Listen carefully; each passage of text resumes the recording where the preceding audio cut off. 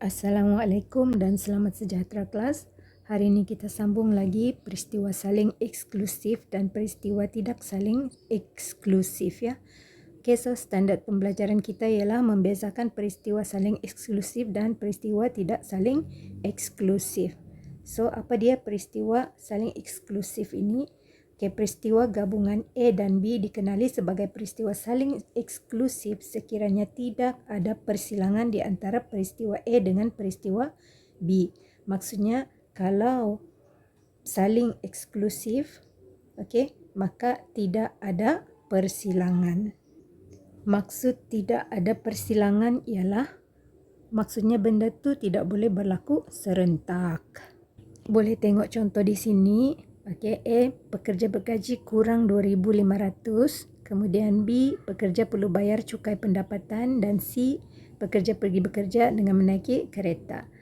Apa kemungkinan A dan B berlaku? Okay, adakah dia saling eksklusif ataupun tidak saling eksklusif? A dan B, ini dia maksudnya pekerja tu gajinya kurang dari 2,500 dan perlukah dia bayar cukai pendapatan? Tidak. Okey, jadi kalau gajinya kurang daripada 2,500, dia tidak perlu bayar cukai pendapatan. Okey, sebab gajinya sikitlah kan. Okey, jadi A dan B tidak boleh berlaku bersama. Maka dia adalah peristiwa saling eksklusif. Okey, bagaimana dengan yang ke C? Okey, yang ke C lah kita tengok. B dan C. B dan C. Pekerja perlu bayar cukai pendapatan dan pekerja bekerja menaiki kereta. Mungkin tak? Memang mungkin berlaku kan? Dia kena bayar cukai pendapatan dan dia juga menaiki kereta. Ya, memang ada berlaku. Boleh berlaku bersama. So, ini adalah tidak saling eksklusif. Okey. Okey, jika kita tulis B dan C, kita tulis dia sebenarnya begini ya. B dan C. Okey. Kalau kita mau tulis kebarangkalian untuk A dan B, kebarangkalian A dan B. Okey. Ini dia. Kebarangkalian A dan B ialah kosonglah, tidak mungkin berlaku ya. Ataupun mau tulis dalam bentuk set A bersilang dengan B ialah sebenarnya set kosong. Okey. Set kosong ya. Set kosong maksudnya tidak bersilang lah. Boleh try tengok soalan-soalan yang ada di sini ni ya nanti. Okey, seterusnya kita tengok ini. Rumus penambahan kebarangkalian ialah ini ya. Okey, kamu boleh tengok. Ini dia. Okey, apa yang kamu perlu tahu, kamu ingat ini ya. Okey. P, kebarangkalian A dan B maksudnya A bersilang dengan B. A atau B maksudnya A UB lah begitu ah.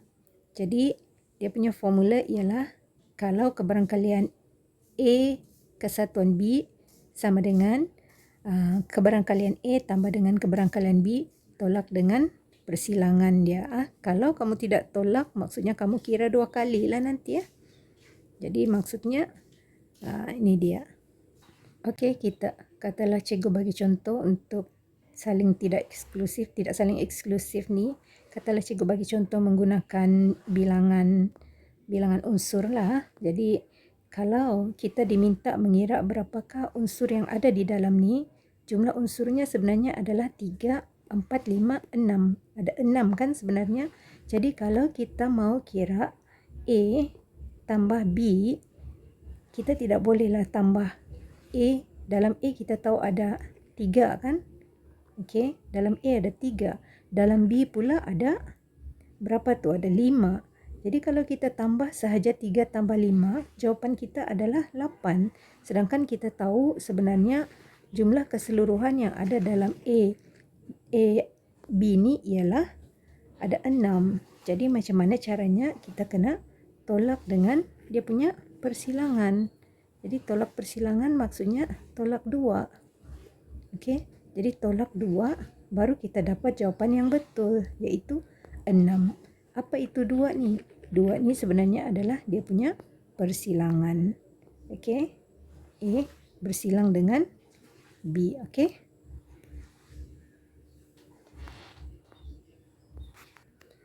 Okey, berbeza dengan peristiwa saling eksklusif.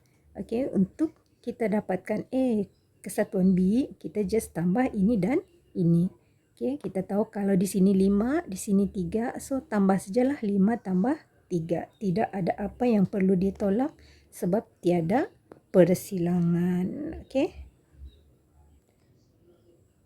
Mari kita tengok contoh yang ini. Okey, katalah kita diminta mencari kebarangkalian A kesatuan C. Okey, jadi untuk A kesatuan C maksudnya semua ni lah.